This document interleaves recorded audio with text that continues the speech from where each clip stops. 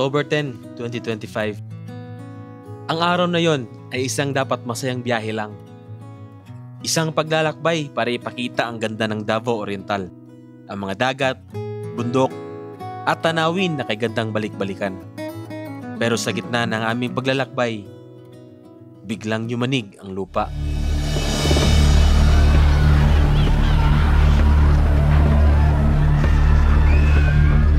Ramdam namin ang lakas ng kalikasan. Isang paalala. Grabe oh. Kung gaano kabilis magbago ang lahat sa isang iglap. Kakalindol lang mga idol. Mula sa simpleng travel vlog, naging totoong karanasan ng takot, pag-aalala, at pag-asa. Ito, ang kwento ng araw na niyanig kami ng lindol sa Davao Oriental. Kunti na natin ang daan.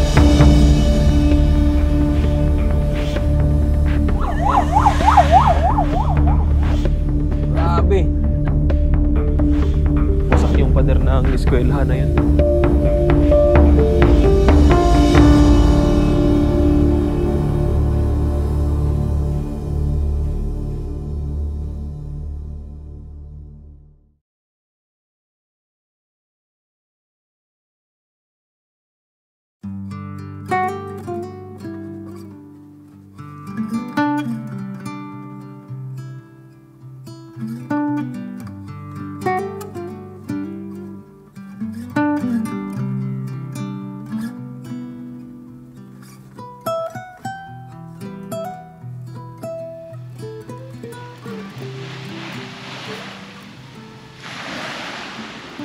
Lino pala ng tubig dito.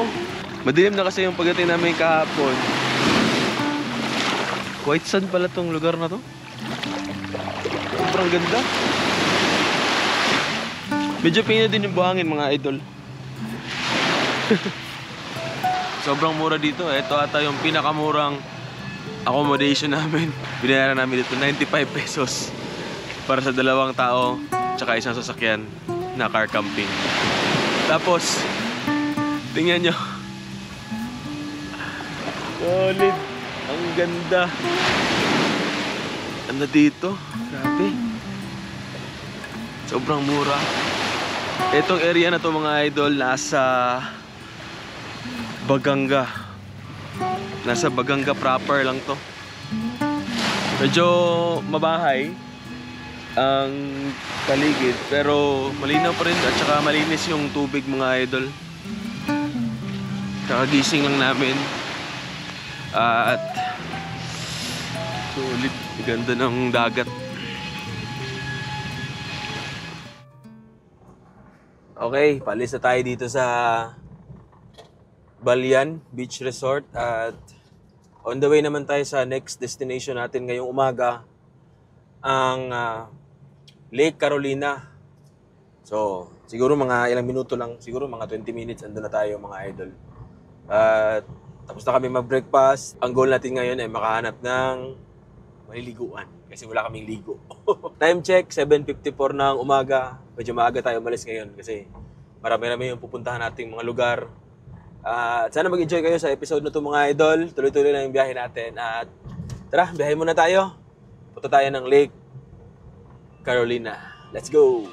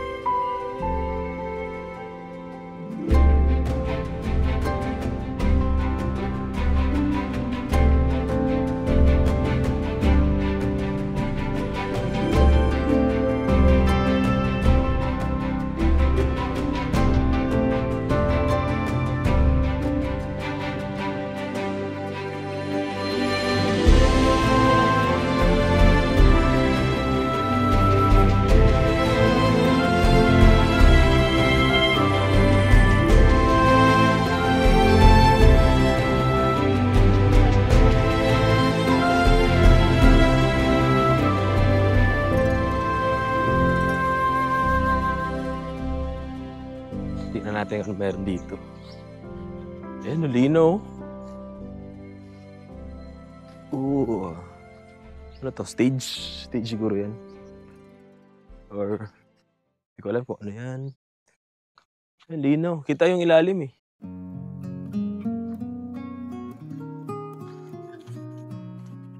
Ito, may parang ilog. May mga isda.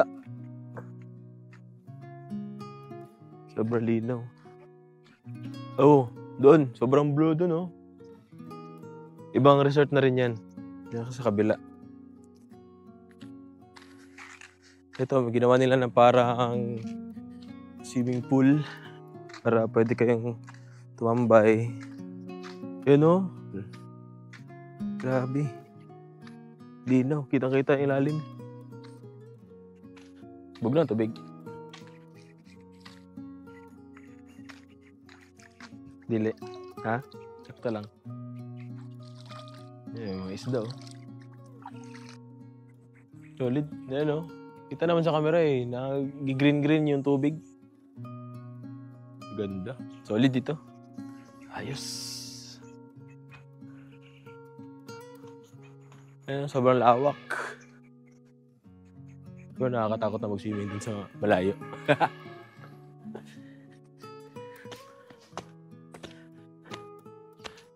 Tara, let's lipat naman tayo sa ibang destination, mga idol.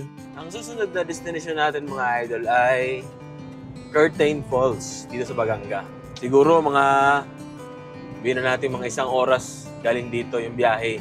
So yan, biyahe muna tayo mga idol, tapos mamaya tingnan natin kung anong mayroon doon. Kasi hindi pa ako nakapunta doon sa Curtain Falls. Tara, let's go! Biyahe!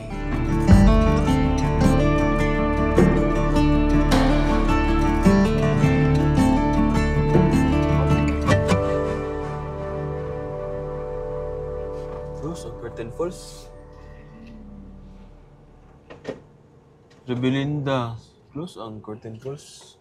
Sana bukas yung Curtain Falls. Tingnan natin kung open ba siya or sarado na ba talaga. May nakalagay ulit, Curtain Falls, close. Rebelinda Falls, close. Sungkuan Falls, close. Ayan, tanong natin dito. Sir, good morning. Sir, ang Curtain Falls close na? Close na siya? Anong na-close na siya, sir? Ongoing pa ang rehabilitation. Guba ba ng tulay? Okay, sige, salamat kayo. Sige, sir. Thank Salamat, you. sir. Salamat. So, ayan mga idol. Nalaman natin sa local mismo. Parang kapitan ata yun. Ang dahilan pala kung bakit sarado yung Curtain Falls kasi yung tulay ay hindi na siya pwedeng daanan.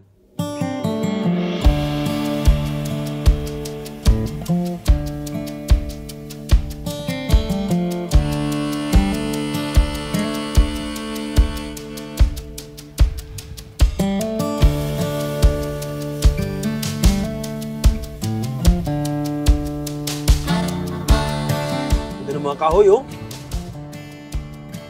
Wow! Ganda! May nakita kaming mga kaibang tanawin. Tingnan natin mga ito. May nakita akong daanan, eh. Yan, oh. May mga kahoy.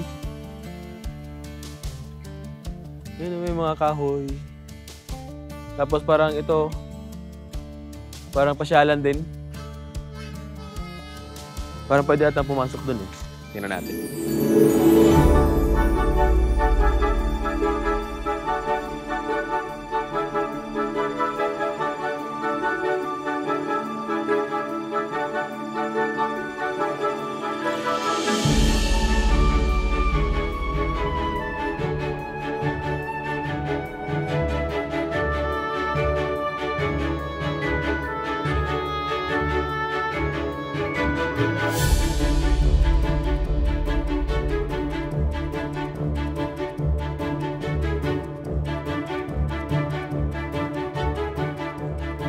Okay, so tapos na tayo dito sa Sunrise Boulevard.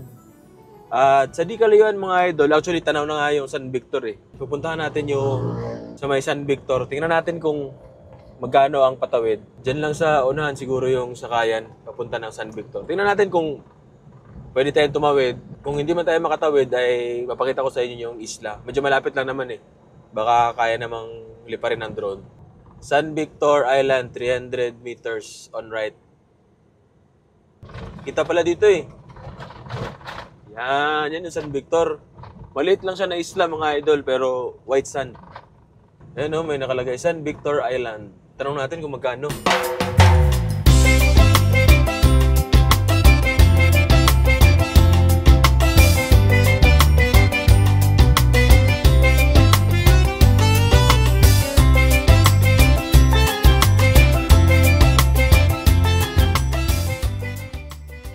Garcia daw.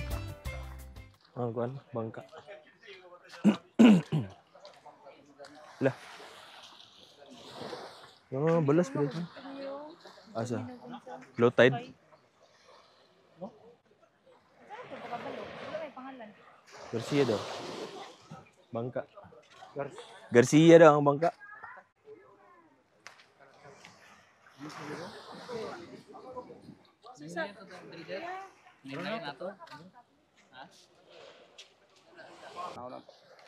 Garcia daw ang bangka.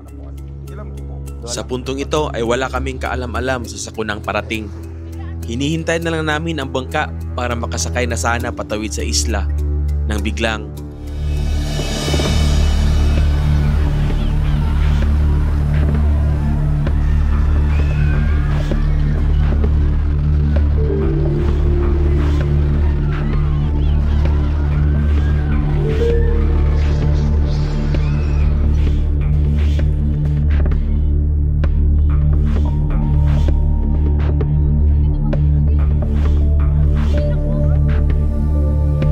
tumbahan ang sakyan ano? Tumbahan. Wala. Yan, kakalindol lang mga idol. Kagalakas ng lindol. Ayan, natumbahan yung isang sasakyan dito. Innova oh. Urong ko lang yung sasakyan, baka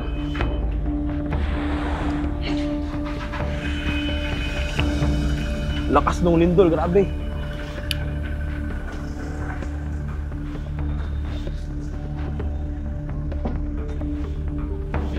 Urong ko lang sa sasakyan. Ayan oh. Grabe lakas ng lindol.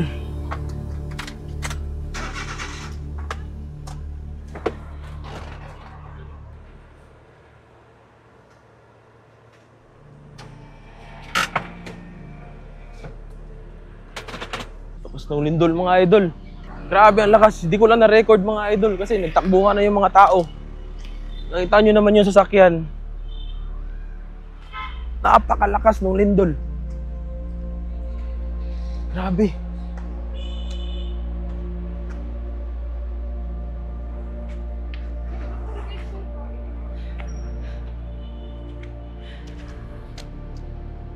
Lakas ng lindol.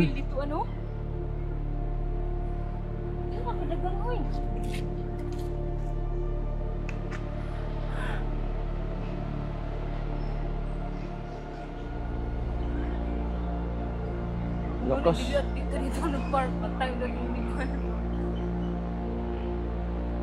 Iya man na. Tagiya na dire?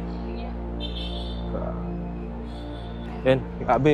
Madaming tao dito eh. Kaya nagtakbuhan sila. Andun na sana kami sa pasakay na kami ng bangka eh.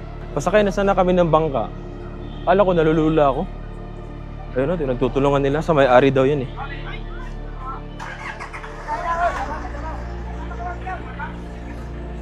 Madamage.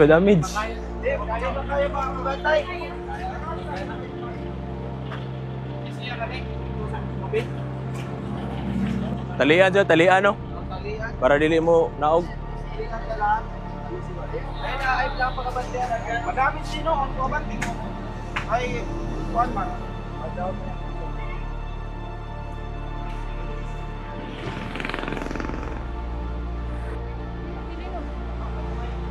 May aftershock pa.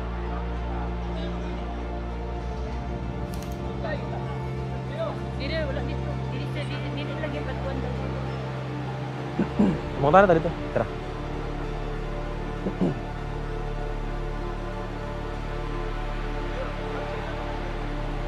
Cancel?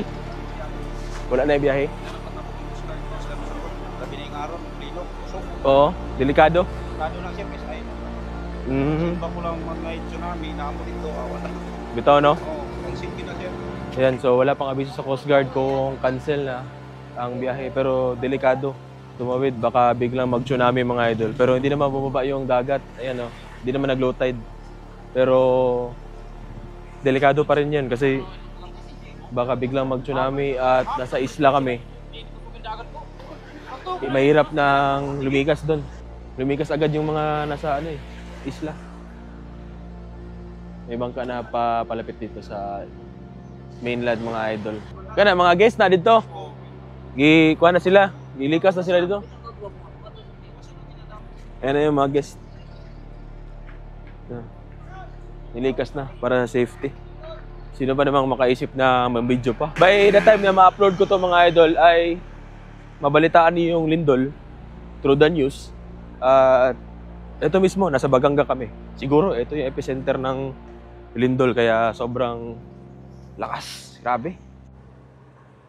Natanggal nila. Yan o.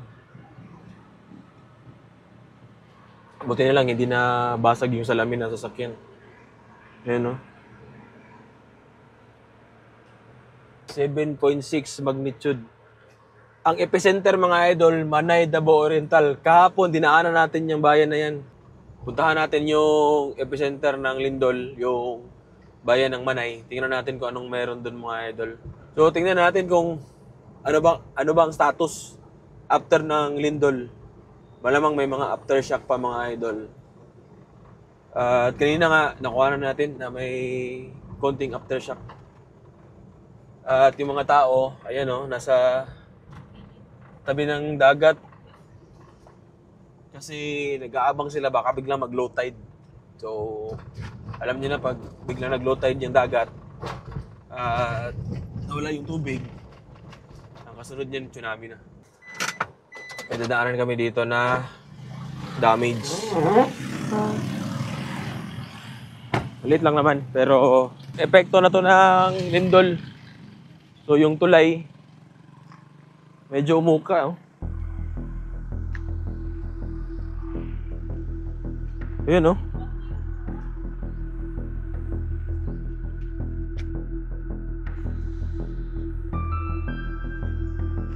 So, damage yan ng lindol. Naano dito? Ako na to. Pwede pa naman daanan mga idol. Pasabol ba? Pasabol siya, pasabol. Ayun, oh. Damage, oh. Tingnan. Kano. Oh. Adiri mi. Naku kayo. Adiri. Kayo siya. Grabe dito yung Oh. Yan. Sa lindol yan. Oh.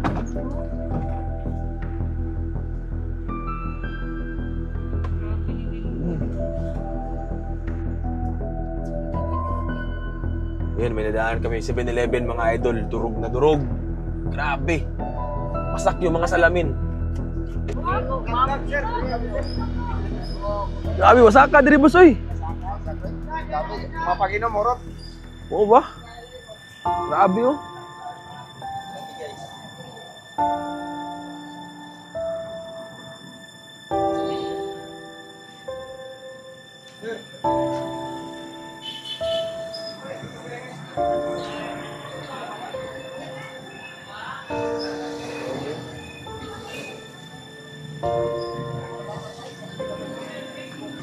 Grabe yung damage. Dito sa 7-Eleven sa Baganga mga idol.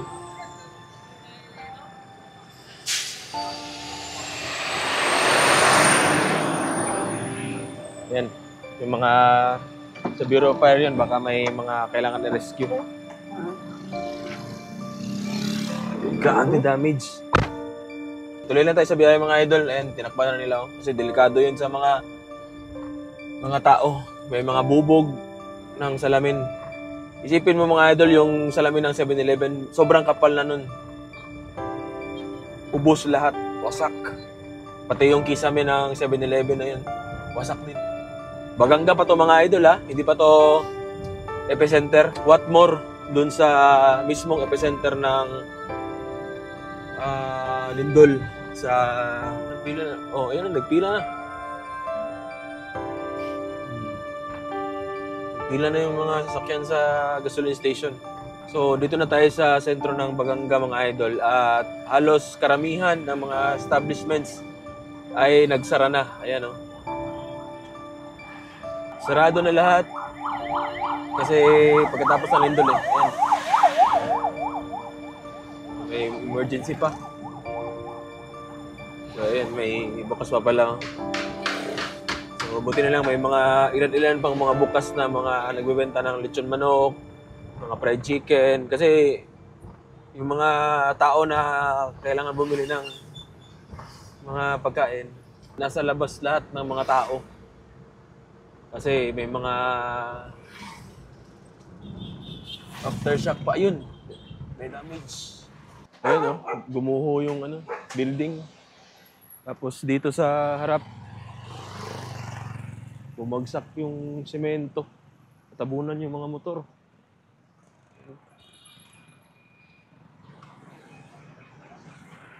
Iba na motor. Grabe.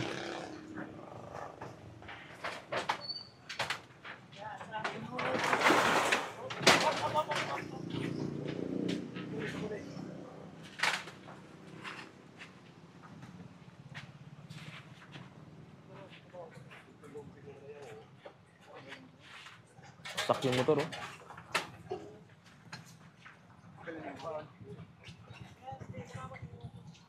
Grabe.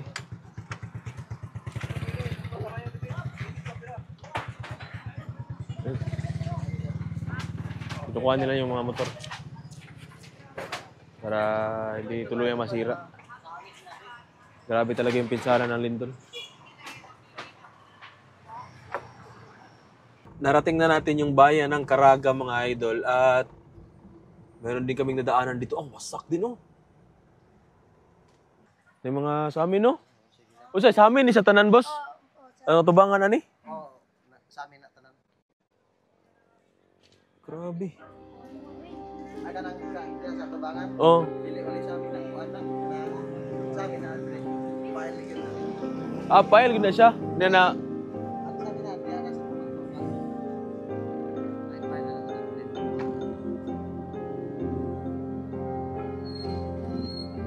Grabe, oh. Wasak kayo. Padiron, lang ka ng padir.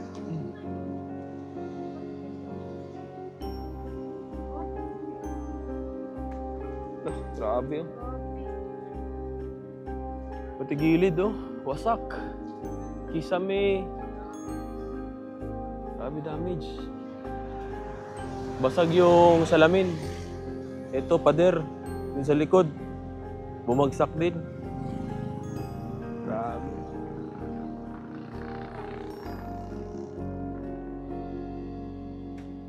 Nasa bayan pa tayo ng Caraga, mga idol, ah.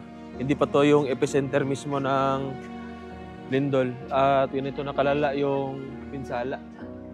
Yan, yung balay. Tamang lolo. Yung lolo.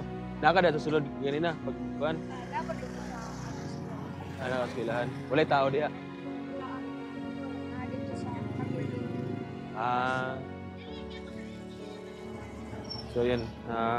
Kausap natin yung bata. Sa kanila daw yung bahay. Pero buti na lang walang tao sa loob ng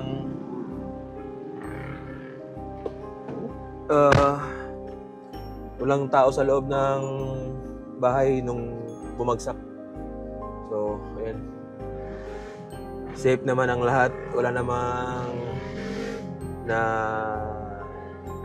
damage sa tao. So, ayan. Oo.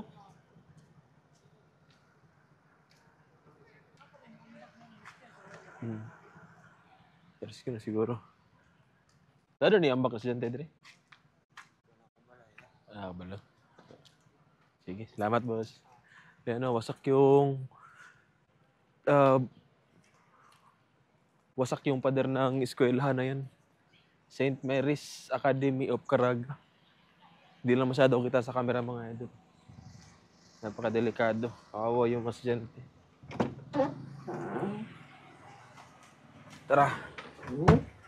Diretso tayo dun sa bayan ng Manay. On the way dun sa Manay, Davao Oriental, mga idol, may mga landslide ayun no, sa likod. Maraming landslide sa area na to. Ayan o.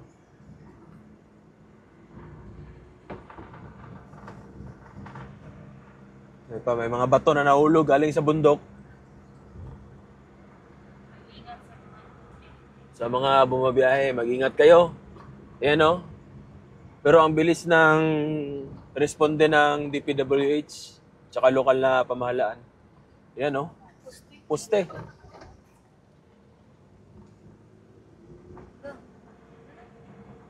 Ayan pa. Mga puno na natumba.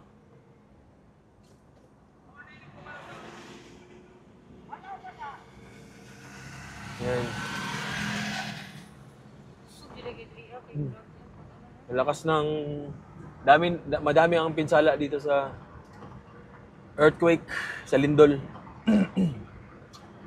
Pinampa natin mga idol, on the way na tayo sa Manay. Pero itong lugar na to, part pa to ng bayan ng Caraga.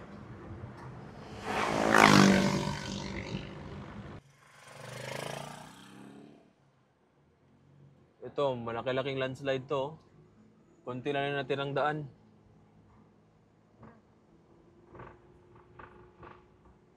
Grabe yun. Lo, mga estudyante. Ha? Mga tao to, mga Sinti gida eh. Sundo, siguro sundo. narito na yung murag na kuyapan dito. O ba? Kaya pinalukuan. Nanggawa sila di kaya Aftershock. Oo. Naboy, 5.8 na. Ayun, nasa bayan na tayo ng Manay mga idol at yung nakita nyo maraming tao sa labas, nagsilabasan sila ulit kasi may aftershock na 5.8. So, ayan, tingnan natin kung ano yung makikita natin dito sa bayan ng Manay, Davao Oriental. Ito na yung bayan kung saan may magnitude 7.6 epicenter ng lindol. Ayan, may damage. Landslide mga idol. Puntahan natin ang bayan. Tingnan natin kung anong damage dun.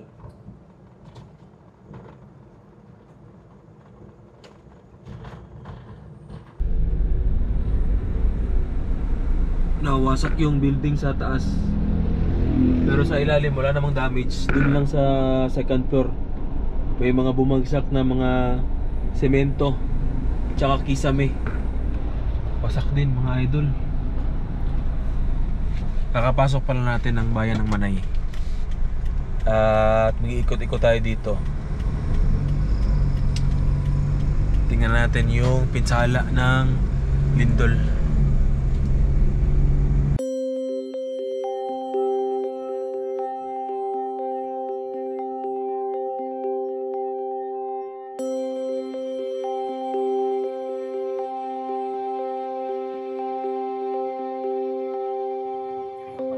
Saan na simbahan, boss?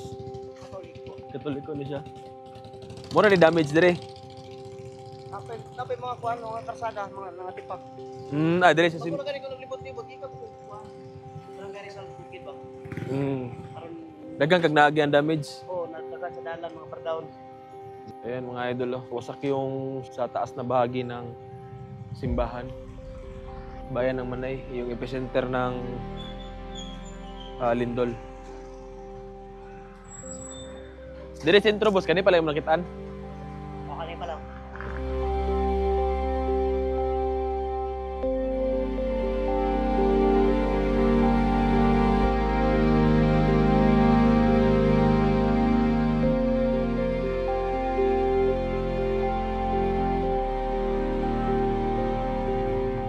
Sa mga nakita namin so far dito sa Manay mga idol, yung damage lang, yung tulay na yon may crack daw kaya close muna. Tapos doon sa may simbahan, yun lang muna yung damage. Pero di ko pa alam kung may mga ibang damage pa doon sa kalsada, sa highway. So may na-damage pala dito mga idol, oh. Tumagilid yung, ano to, bahay? Or shop?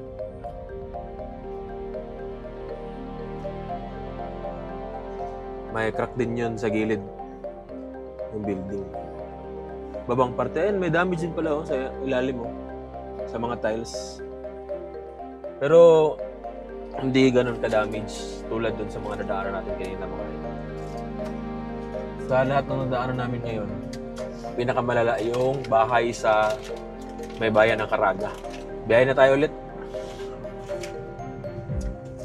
Tingnan pa natin sa mga kasunod na bayan kung may mga damage pa kaya. Ano to? Laki ng bato.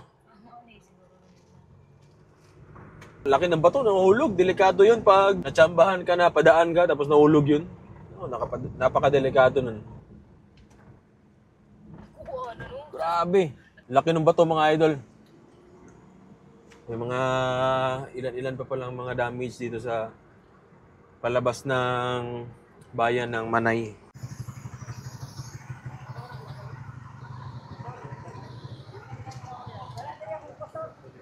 Nakuha sa bato eh. Kanina paglinog. Nakuha sa bato eh. May malaking bato na nahulog sa may kalsada mga idol. Sobrang laki. Makikita nyo naman pagdaan natin doon mamaya.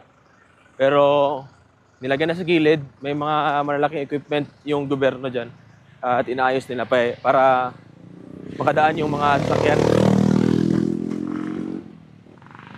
Ako kayong bato. Motor, picture.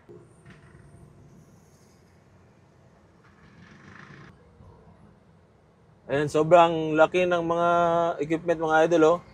Tsaka yung bato na yan mga idol, kanina, andito yan sa gitna ng kalsada, kaya walang makadaan.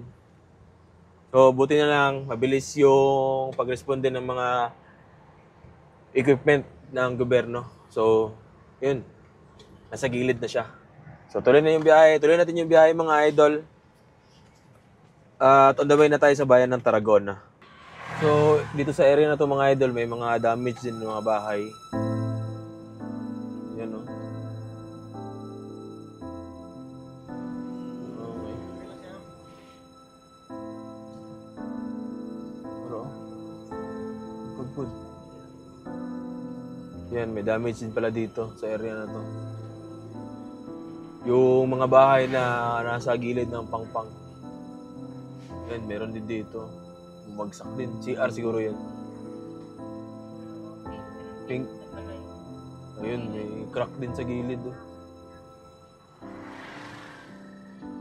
Damage. Nasa gilid kasi ng pangpang kaya pag lumilindol, may possibility talaga na bumagsak yung mga bahay na ganyan. So, abot para dito sa may Tarragona yung damage. So, ayan, narating na namin ang siyudad ng Mati mga idol at andito na tayo sa Dahican ulit. Pakita ko lang sa inyo yung dagat dito. Etong part ng Dahican mga idol, sa dulo na to eh. Kaya medyo may mga parts na may bato-bato na. Pero white sand pa rin yan mga idol. Ayan o. Baba tayo para makita ninyo. Tsaka, wala lang tsunami alert mga idol. Tinanggal na siya sa advisory. Safe na. At okay na magstay sa tabi ng dagat. So, ayun na nga mga idol, no? May di inasahang pangyayari dito sa Davao Oriental at sa lahat na makakapanood nito. Lagi tayong mag-ingat. Basta may mga ganyang sakuna ay kailangan maging alerto talaga tayo mga idol. At ayun, grabe ano. Nung nakaraan, Luzon, ang Nianig, tapos Cebu. Tapos ngayon, Mindanao naman. Kailangan mag-ingat mga idol. Tatapusin ko na yung vlog ito mga idol. At basta lagi lang tayo mag-ingat mga idol. Keep safe sa lahat ng makakapanood nito. At sana ay nasa maayos kayong kalagayan. So ayan, hanggang dito na lang ang vlog mga idol. Dito ko natatapusin ang ating episode. Malamang mauna na itong i-upload mga idol. So abangan nyo sa susunod na episode ay yung unang araw na pamamasyal namin dito sa Davao Oriental mga idol bago yung nangyari yung sakuna. So ayan mga idol, once again, ito ang Biyahe with Ken. Ingat kayo at keep safe sa lahat. Sana ay nasa mabuti kayong kalagayan. Hanggang sa muli. Ingat sa lahat dyan.